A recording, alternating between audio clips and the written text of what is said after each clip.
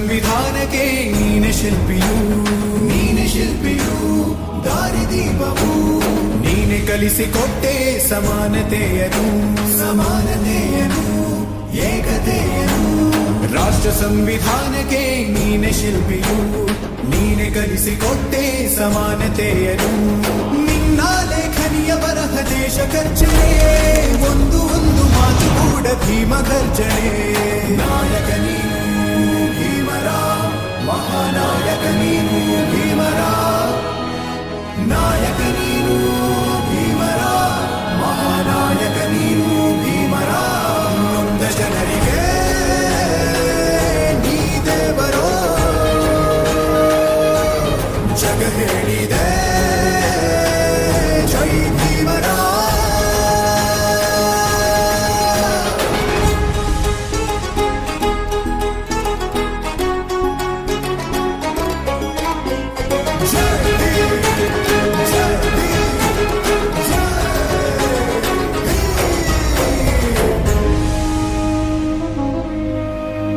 ಸಂಕಟದಲ್ಲಿ ಬಂದೆ